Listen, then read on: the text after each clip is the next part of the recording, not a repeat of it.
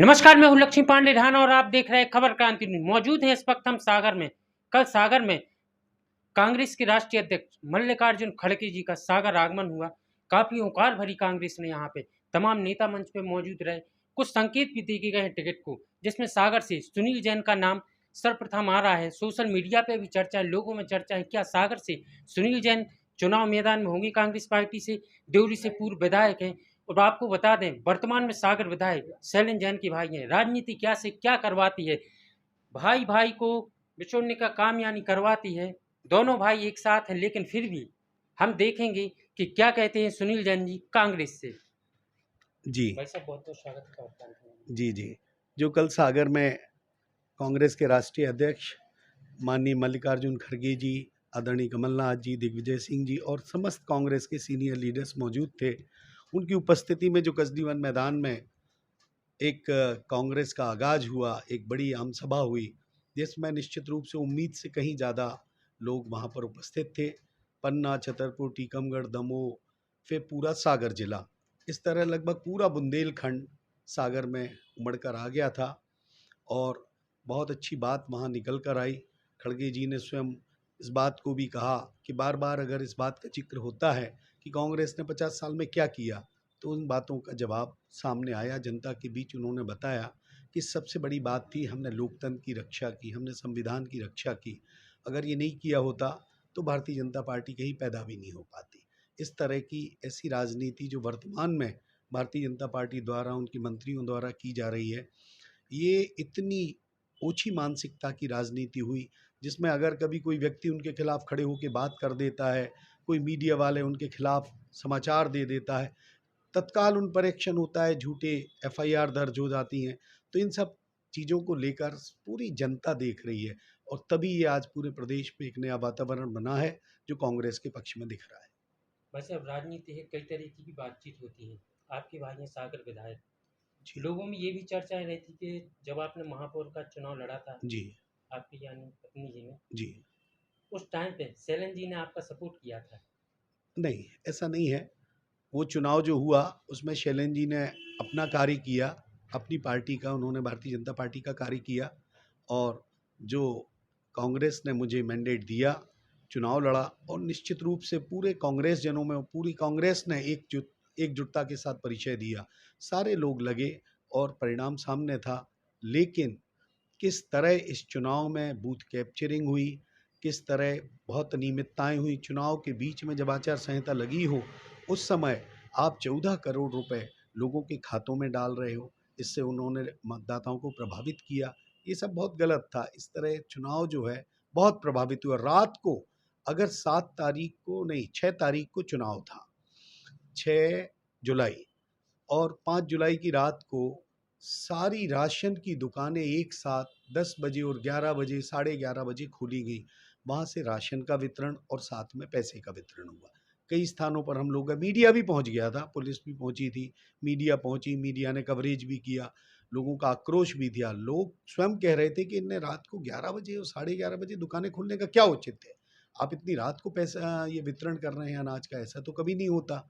दिन में तो वितरण नहीं करेंगे और रात को वितरित करने आ गए, चुनाव को प्रभावित करने। ये सब घटनाएं हुई जिससे यह नगर निगम का, सागर का महापौर का चुनाव प्रभावित हुआ। उसमें हमारे बहुत सारे अन्य पार्षद भी जो जीतने वाले थे वो भी पार्षद हार गए, महापौर भी हारे। तो कुल मिला के यह चुनाव बहुत लालच दे के मतदाताओं को प्रभावित किया गया, अन्यथा कांग्रेस के पक्ष में जनादेश था। उस चुनाव में तो भाई साहब चर्चाएं ये भी रही कि कांग्रेस का भी साथ यानी भीतरघात हुआ है कांग्रेस का। नहीं, मुझे नहीं लग रहा है।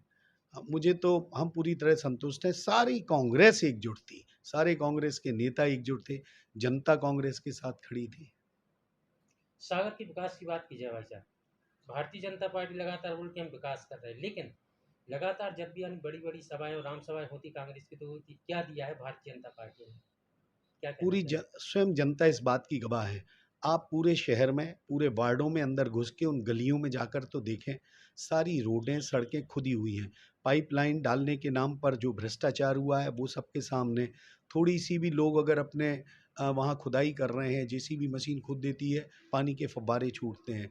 बारिश थोड़ी सी होती है, बहुत तेज़ बारिश तो अभी नहीं हो पाई, थोड़ी सी भी हुई, पूरा गलियों में, सड़कों पर पानी भर के सामने आ जाता है। सागर के तालाब की जो दुर्दशा है वो तो बहुत ही चिंतनीय है। उसके लिए तो पूरी भारतीय जनता पार्टी, उनके सारे मंत्रीगण, मुख्यमंत्री स्वयं दोषी हैं। ऐसे ठेकेदारों पर कोई कार्रवाई नहीं कर रहे। समय सीमा निश्चित थी तालाब के गहरीकरण की। मीडिया स्वयं लिख लिख के, दिखा दिखा के परेशान हो गया है। तालाब का गहरीकरण हुआ ही नहीं। सागर के जो डीसिल्टिंग का काम था वह कार्य भी अधूरा रह गया और पानी भर गया तालाब के अंदर। और उनके द्वारा जो एलिवेटेड कॉरिडोर बनाया गया है वह भी, ये बात तय थी कि उसकी ब्रांचेस और भी जगह निकाली जाएंगी, तिली साइड भी निकाली जाएगी, किंतु उसको बहुत सीमित कर दिया। उससे भी जनता लोग बाग जो हैं वो इस बात को देख रहे हैं कि ये इसमें बहुत भ्रष्टाचार हो रहा है। सागर का तालाब का भ्रष्टाचार तो इतना अधिक है कि भविष्य में आप ये मान के चलो ये सब जांच के विषय है। वैसे और राजनीति अपनी जगह है, भाईचारा अपनी जगह है। सागर विधायक जी आपके भाई, कभी यानी बातचीत हुई थी, कोई राजनीतिक चर्चा भी होती कि सिर्फ अपनी पारिवारिक चर्चा? पहले होती थी, ऐसा नहीं है कि नहीं होती थी, निश्चित रूप से होती थी, बहुत होती थी। लेकिन मुझे लग रहा है कि नगर निगम चुनाव के बाद से राजनीतिक चर्चा हमारी उनके साथ नहीं हो पा रही है। सागर से भाई साहब सुनील जैन कांग्रेस से आई, नाम आगे चल रहा है, क्या लगता है, क्या कहना चाहिए?